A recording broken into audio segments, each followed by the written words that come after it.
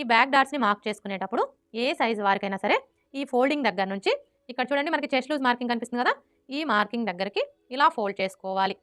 ఇలా ఫోల్డ్ చేసుకొని ఈ ఫోల్డింగ్ దగ్గర ఒక టక్స్ పెట్టుకోవాలి బ్యాక్ డాట్స్ కోసం.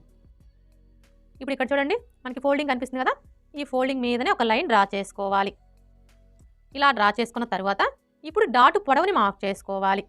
ఈ డాటు పొడవు వచ్చేసి ఏ సైజు వారికైనా సరే 4 ఇంచులకి మార్క్ చేసుకుంటే సరిపోతుంది. ఒకవేళ మీ బ్లౌజ్ పొడవు ఎక్కువగా ఉందనుకోండి, అంటే 16 ఇంచులు 17 ఇంచులు అలా ఉందనుకోండి, అలాంటప్పుడు 4.5 ఇంచులకి మార్క్ చేసుకోవాలి. అదే మీ బ్లౌజ్ పొడవు బాగా తక్కువగా ఉందనుకోండి, అంటే 13 ఇంచులు 12 ఇంచులు అలా ఉందనుకోండి, అలాంటప్పుడు 3.5 ఇంచులకి మార్క్ చేసుకుంటే సరిపోతుంది. ఇలా మార్క్ చేసుకున్న తర్వాత ఇప్పుడు మనం ఈ డాట్ కోసం ఇక్కడ 1 ఇంచ్ ఎక్స్ట్రా మార్క్ చేసుకున్నాం కదా, ఇప్పుడు ఈ 1 ఇంచుని ఇక్కడ మార్క్ చేసుకోవాలి. అంటే ఈ మార్కింగ్కి ఇటువైపున 1/2 ఇంచు అలాగే ఇటువైపున 1/2 ఇంచు ఉండేలా మార్క్ చేసుకొని ఈ విధంగా లైన్స్ని డ్రా చేసుకోవాలి.